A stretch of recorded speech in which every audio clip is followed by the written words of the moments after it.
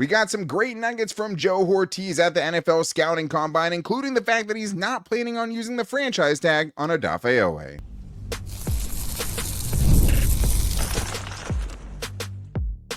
You are Locked On Chargers, your daily podcast on the Los Angeles Chargers. Part of the Locked On Podcast Network, your team every day. What is up, man? Welcome into the Locked On Chargers podcast. I'm your host, Daniel Wade, joined as always by my co-host, David Droegemeier, and we've been covering the Chargers now for 10 seasons, but this is our 8th year as the host of the Locked On Chargers podcast, bringing you your team every day as part of the #1 sports podcast network. David, what do we got today? It is great to hear from the Chargers general manager, Joe Hortiz, to get a little bit of an idea of what he is going to do and what the plans are heading into the combine and, of course, into free agency. And one of the things we found out is, and not much of a surprise, he does not plan on using the franchise tag at all. Quite a bit of money. We'll get into that. Also, we talked about what it's like with Mike McDaniel, how excited he's been with him, and how things kind of change with the type of players that he needs to look at with Mike McDaniel's scheme, and also touched a little bit on the plans at center and Zion Johnson. Yeah, and it'll be interesting to see what they do with Zion Johnson, because if they don't get him, obviously that means they're likely going to have to replace all 3 of their interior offensive linemen, especially after his latest comments on Mekhi Becton, or maybe lack thereof. But it starts, I think, David, with just the fact that Joe Hortiz has a dilemma going into free agency, because as of right now, their biggest need is still interior offensive line, but it could very easily be edge rusher if they don't, if they're not able to re-sign guys like Odafe Oweh and Khalil Mack. And I do think it was interesting just to hear the fact that they did kind of have one other option, which was to use the franchise tag with Odafe Oweh, see how he fits for one more year, and then be able to kind of extend your negotiating window before other teams have a chance to really drive the market up on him. And we wondered, if there was any chance that they would try to get Odafe Oweh on the franchise tag, but he made it pretty clear on Tuesday that they weren't planning on using it. Yeah, he put it quite plainly. He said, I don't see us tagging anybody right now. And, when you look at the Chargers roster, there's really only a couple of people that would warrant a franchise tag. Obviously, Odafe Oweh would be chief among them. I would say maybe Khalil Mack in other people's minds. But when you look at what the franchise tag is, it's $27.8 million, or going to be around that number, which is a huge number, right, for edge rushers specifically. And I think the Chargers feel pretty confident that they can get a multi-year deal done under that average annual value of 27, which would make a lot of sense as to why they don't have interest in utilizing the franchise tag. Yeah, and it basically just has to be what you would be willing to pay them, worst case scenario, right? Because the thing is, even if you believed that you had a good chance to re-sign him, you could franchise tag him now. And no, you're not going to probably be spending $27 million, because by the time the deadline hits, you're going to have an extension done with them. So yeah, that would be the argument for it. I think that Odafe Oweh is the Chargers' most important free agent, and it's not particularly close. I think even between him and Mack, there's a little bit of, there's a gap there as far as, what you He's get 27 years old. For the future, right? And setting yourself up for the future. Whereas Khalil Mack, even if you bring him back, still feels a little bit like a Band-Aid, because it's not going to be long-term. And you're kind of stuck with, okay, is he going to retire or not? It doesn't feel like that. That's not the vibes I've been getting. But if you span out what Odafe Oweh was able to do in the 13 games that he was with the Chargers last year, including the playoff game where he had 3 sacks and finished the season like that 17-game average is a 13.5 sack season. That's not very far off from the guys who are making $27 million. It's not. But obviously, there's also a reason why he didn't have a sack in the first 5 games of the year, too, meaning that you obviously are bringing something to him that maybe doesn't translate to every defense, or maybe not every other team would be willing to pay up for, especially $27+ million worth. If you can get it done closer to $20 million, I sign that right away. But did at least open up a little bit as far as what the talks have been like with Odafe Oweh and Khalil Mack, and no surprise, David, that he's saying, hey, we want them both back.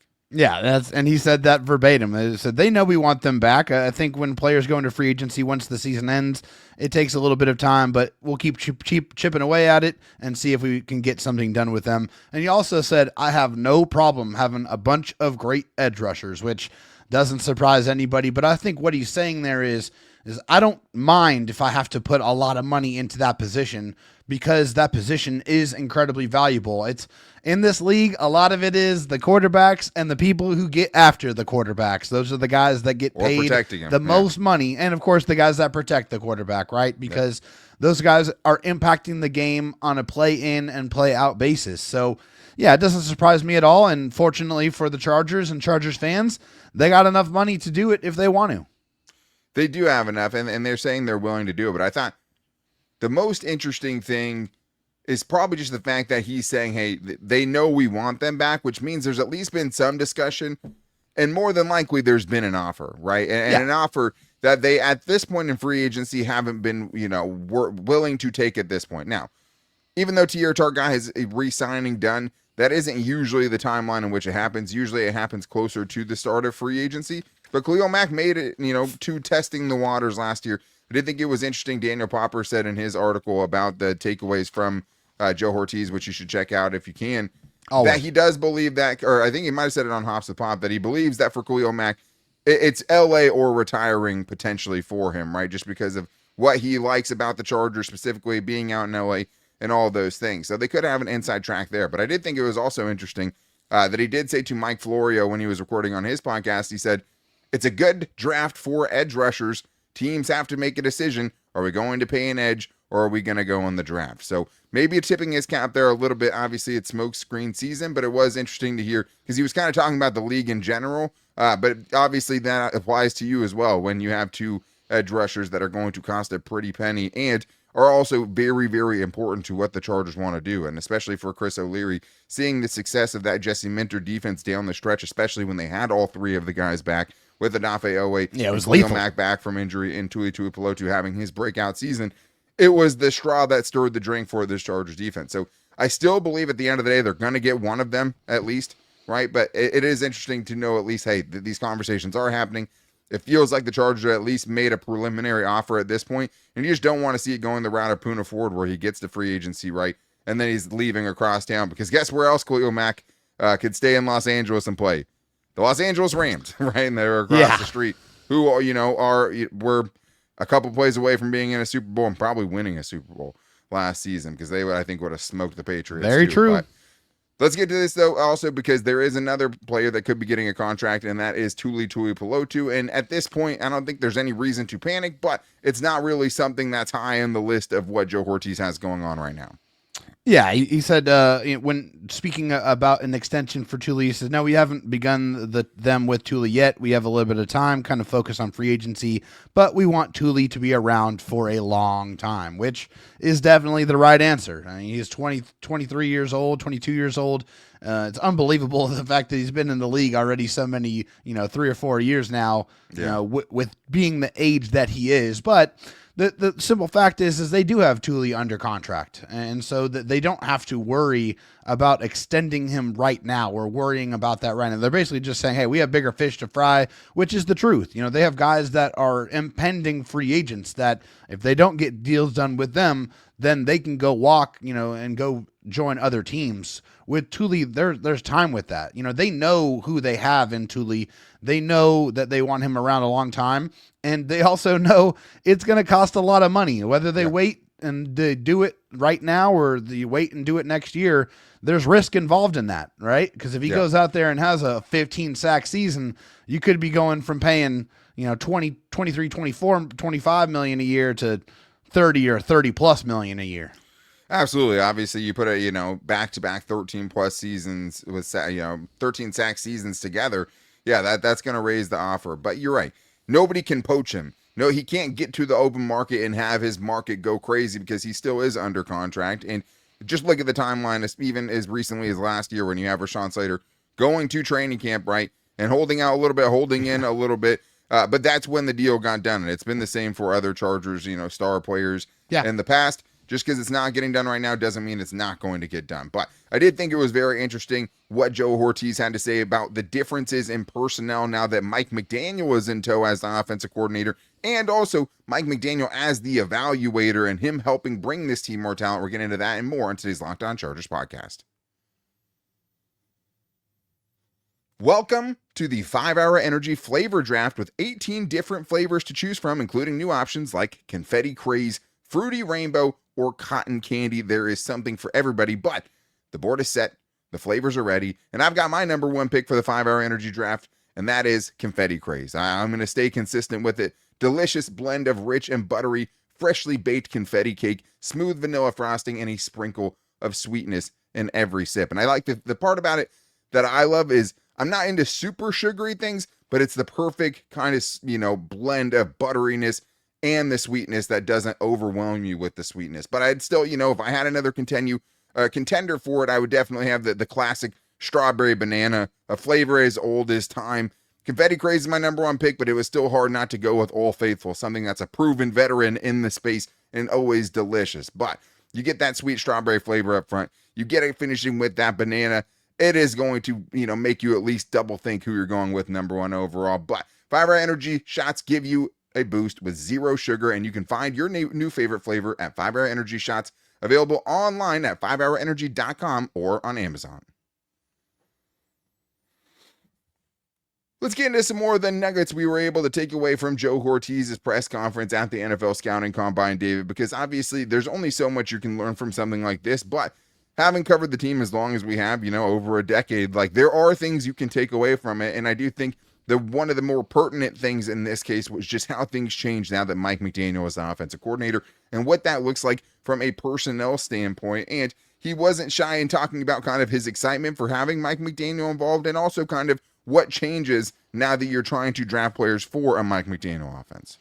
Yeah, he said there's excitement about where we're going, what we're going to do, and he's really excited about it. He said that it kind of rubs off on you the right way. Really looking forward to it. We discussed some players in free agency. He'll get more involved in the process now. Once we go through the combine, I'm really looking forward to it. He's been an evaluator his whole life, and he loves this part of the process. And that is a really good point with Mike McDaniel is he's done several different things on the offensive side throughout his coaching career. And, he's been able to do it from, a run game coordinator to an offensive coordinator to a head coach where you're having to oversee the entire operation and also just generally widely known as a genius football mind. So whenever you're adding more of those incredibly intelligent individuals to your organization, not tapping into that potential resource just doesn't, it's not good for business. You want to make sure and involve everybody's opinions because that's how you're going to be able to make the best decisions. Absolutely, and it's something that we haven't really talked about, just the part about Mike McDaniel getting to have a hand as someone who's coming off of being a head coach and had, I'm sure a pretty big say on what the personnel decisions were in his time in Miami and getting guys that he thinks he can run a great offense with. And now him pairing up with Joe Hortiz, who, say what you will, right, about the offensive free agents, but I think that it was pretty clear that Greg Roman was someone that had his hand very much on who they brought in offensively and, ended up being Bradley Bozeman 2 separate times, right? Will Dissly. And bringing him back. I mean, Will Dissly, obviously, but what about Hayden Hurst, right? Mekhi Becton. Gus Edwards. Yeah, but I'm talking about specific ties to, Baltimore, which were you can't tell me Hayden Hurst wasn't a Greg Roman decision. No, for sure. I'm just talking about ones that we can say clearly, okay, this, and they didn't work, right? J.K. Dobbins, obviously, I think is the outlier because he played really well for the Chargers and still ended up missing some time. But yeah, you're right. Mekhi Becton, Najee Harris, those guys were brought in for a Greg Roman offense, and now that changes. And it is exciting to think about, okay, well, what is the synergy between Joe Hortiz and Mike McDaniel look like? Because on the defensive side, the last couple of years, it's been awesome, right? Because all the players that Jesse Minter has helped Joe Hortiz bring into this defense and buy low on in a lot of scenarios have worked out swimmingly for them. So now they're looking for someone in the Mike McDaniel scheme and get Mike McDaniel not only the offensive coordinator, but the talent evaluator as well to try to build this offense kind of in his image into what he thinks will work best for Justin Herbert. But he did say that for Eric Smith, who had this transcribed in his great article of takeaways from Joe Hortiz's press conference. Yeah, the biggest difference is the offensive line. He also said, David, that it isn't something that's very new to him or the scouting people that they have in place because they have been in similar situations like this before. Yeah. He said we went through it in Baltimore in 2014 when we hired Gary Kubiak. We went to the wide zone. So the draft process, when you do that, it kind of changes how you evaluate a player in the fall versus here in February and March. You have to understand there's going to be some players that move a little bit on your board because the guy in the old scheme might have fit better and it doesn't as well now, which makes a lot of sense, when you hear it, because this is going to be a very different situation.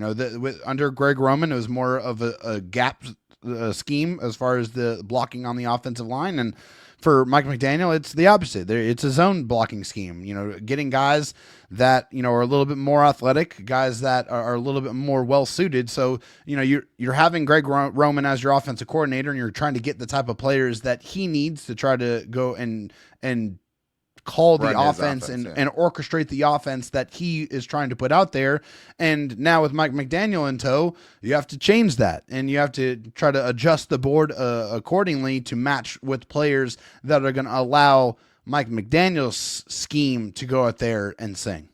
Well, the nice thing is that you have two tackles we know can do it, right? That there's, assuming that Rashawn Slater and Joe all both come back at full strength. There's no offense they're scheme proof for the most part with what they've been able to put on tape. And in Rashawn Slater's case, obviously you've seen him in several different looking offenses.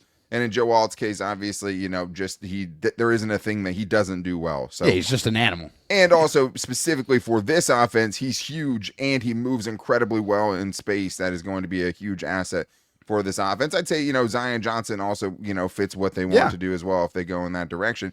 But he did say, more range, guys who can get to the cutoff box and get out in space. And he said that part of it for a reason, because that is what you're looking for now. And you might have had other guys when you were scouting earlier kind of like, hey, this is a good player, but he is more of a fit for something that Greg Roman's not doing right now, because, Greg Roman's going to get fired at that point. And you have the scouts looking for particular things. Doesn't mean they're not, scouting other players, but it just means maybe they have them in a separate file now that gets moved up the draft board because you have an offense that fits them much better. But Joe Hortiz also did talk about protecting Justin Herbert, though, and said, I think something similar to what they said last year, just about, it's not just about adding offensive linemen, it's about adding players to the entire team, and that's how you're going to help Justin Herbert. Yeah, which to me, that's not what I want to hear. I'm tired of it. No, to be honest, I'm not trying to hear that. I don't like that answer. Honestly, that's one of the things. It's like, Joe, the last couple of years, the issue's been your offensive line. It's been the protection, like the weapons, especially last year. Like you tried that. Like you went out there and you went full steam ahead on trying to get as many weapons loaded up for Justin Herbert as possible. It was all about what they were doing in their offseason moves and in the draft, very specifically getting playmakers, drafting a running back in the first round, getting a wide receiver in the second round, trading up to get a tight end. Like you tried to throw weapons at it, and it looked good for the yardage output that they were able to do, but it was a lot of the times Justin Herbert having to overcome unbelievable pressure in his face to make those plays happen on a consistent basis. And imagine now that you have some weapons that you like, if you fix the protection, what the numbers could look like in that situation. Because talent-wise, we all know what Justin Herbert is capable of doing, and you see it, and you only got to see it in glimpses last year because the protection was so bad. But when it was good, you saw a lot of really good football. If you get that protection fixed, imagine what that is going to quantify over the course of a 17-game season. When I know, there's some fans out there going to be like, well, he's just saying what he has to say. Like, I get that, but like, just as a fan, like, I'm tired of hearing, it's frustrating. He says, we're going to attack the O-line. We're going to attack the defense. We're going to attack the backs and the tight ends and everything, right? There's no amount of weapons. First of all, there's no amount of defense that's going to stop Justin Herbert from getting put in the dirt, right? No. There's one thing to say, yes, you can have a defense that's good enough to offset the issues that you have on offense potentially, right? That you can argue for. There's no amount of defenders in the world that are going to help Justin Herbert if he has a bad offensive line that's going to stop him from getting beat. That's just not how it works, right? None. There's no amount of weapons that you could get. Look at Joe Burrow. He has arguably the best wide receiver in the league in Jamar Chase, arguably the best wide receiver too in T. Higgins. It has Chase Brown, has Mike Gesicki. He has plenty of weapons, right? Has that stopped him from ending up on the season-ending reserve or missing 3 huge chunks of 3 different seasons? Nope. No, it hasn't, right? So, like, I get it. He's saying what he thinks he has to say, and like to some degree, it's right. Like there are other ways, and we saw it in the Houston game, right? Like it wasn't just the offensive line in that playoff game. It was that you didn't have the weapons to get open. Yes, that's true. But when your quarterback gets hit 129 times, I need you to come out there and say this. We didn't do a good enough job with the offensive line last year. What we got protection-wise wasn't good enough, and we're doing everything in our power to fix that, to make sure that he's not one of the most hit quarterbacks in the league. That's what I want to hear. Is that That's like all I is wanna that hear. giving things away? No, everyone knows that you have nobody in your interior offensive line. You're not tipping your hand if You're you the say worst we have to offensive go line get in the league last year Right, by like- a lot. like, It's not a you're not surprise. There's no tipping your hand when like you're that obviously bad somewhere. If you were average in the offensive line, maybe you could hide your cards a little closer to your vest. But when it's as bad as it was last year, there's just no way. Everyone knows you're going to try to take an offensive lineman anyways. That's not going to change anything. Tell me what I want to hear, which is you're going to do a better job of protecting Justin Herbert. But what is the plan for that? What is the plan for center now that Bradley Bozeman has officially retired? We're going to get into Joe Hortiz' comments on that and more in today's Locked On Chargers podcast. As the new year gets going, a lot of people are trying to simplify their routines, and dinner is a big one. Between busy work days, cold winter nights, and packed schedules, having an easy, reliable dinner plan makes a huge difference, and that's where Home Chef comes in. Home Chef takes the stress out of cooking by delivering fresh, pre-portioned ingredients right to your door with easy-to-follow recipes that actually taste great. They're rated #1 by users of other meal kits for quality, convenience, value, taste, and recipe ease.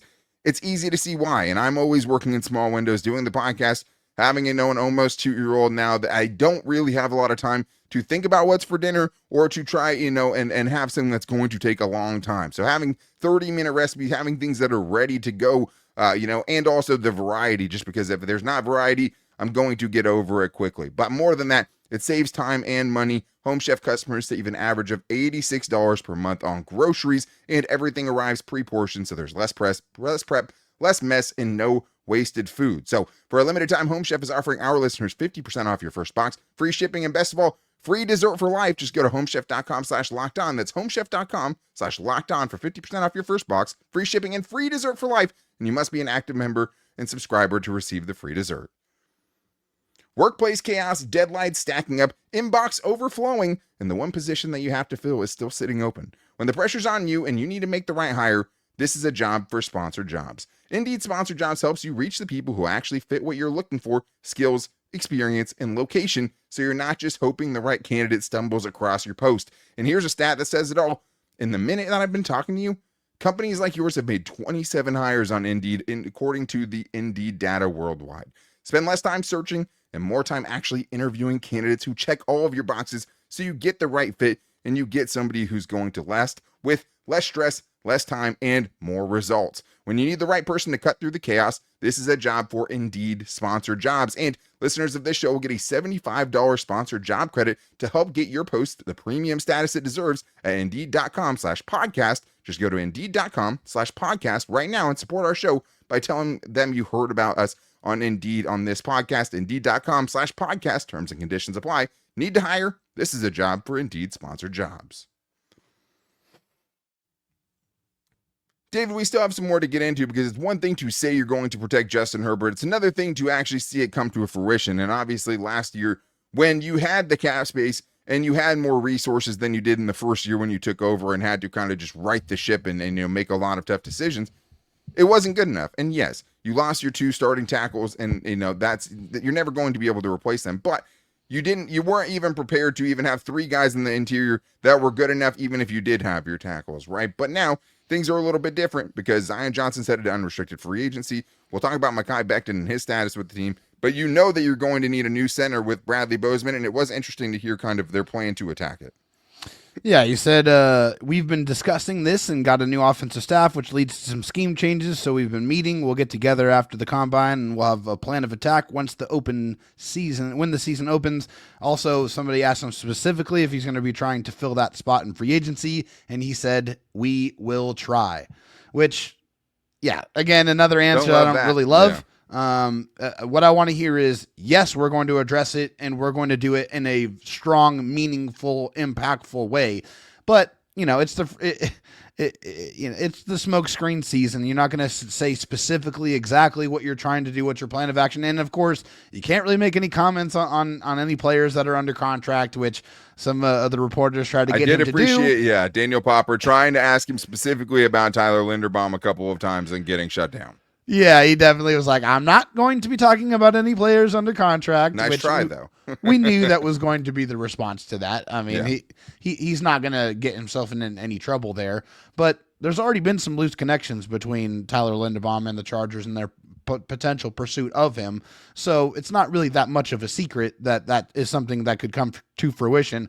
Obviously, let's not forget, this is a guy that had his hand in bringing Tyler Linderbaum to the Baltimore Ravens in the first place, as he was in their front office for many, many years. So the Chargers have to get a center, and they have to do it in free agency, and they have to get a guy that you can plug and play, because to me, that's the only choice after the last few years. Well, we've talked about, just the payrolls of trying to draft a center and having them start for you right away, right? So, of course, he's going to say we will try, because it's like you can't make promises you can't deliver on, and you don't even know at this point which guys are going to be available, because they could be back with the teams who they were just playing for, right? But I do think the important part here is him just talking about the scheme changes and, that kind of probably changing what their board looks like as far as bringing in centers in free agency.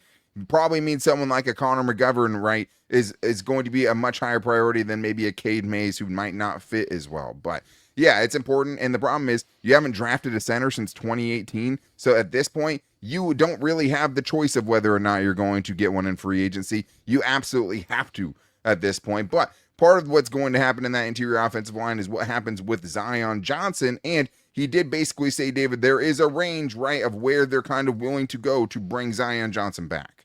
Yeah, he said, is it a hard ceiling? No, I don't think you ever place a hard ceiling on any player, but you have to pay what you think a player is worth or somewhere near there. So, yeah, we'll see what happens with Zion, where the market goes. If he gets to the market, we will stay engaged with him through the process. We'll meet with his agent this week, and we've talked to him already, and we'll continue to dialogue. So they've already started those conversations.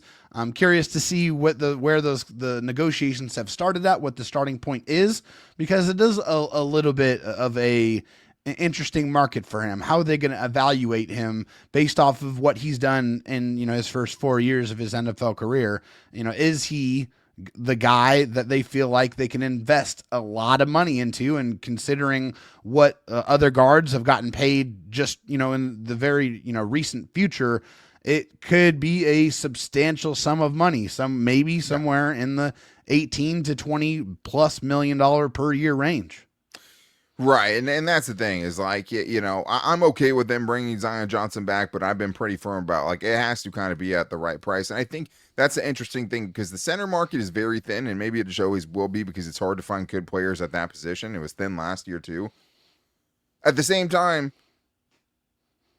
for Zion Johnson, there are other guards out there, right? I think there are more quality guards out there this year, even though some of them might be aging a little more. If I have to take, a couple year contract and a guy who's much older and don't have that position figured out for the next 4 years, I'm fine with that, as opposed to potentially paying Zion Johnson 20 plus million, right? And we saw, I know Daniel Popper's brought up the Aaron Banks contract a ton, right? Because that's the hard thing, is you have a player who played extremely poorly and never should have gotten that contract from the Packers, making that, and that's the reference points that these agents use in contract negotiations to say, hey, if this guy's making this, I can't be making less than that. So if it's 16, 17, I could stomach it, because if not, you're going to potentially have a new interior offensive line altogether. But if it's 19, 20, count me out on Zion Johnson. I'm with you. I think it might be, a real renovation in that room, and there might not be really a choice there, because I don't think the Chargers can keep Mekhi Becton.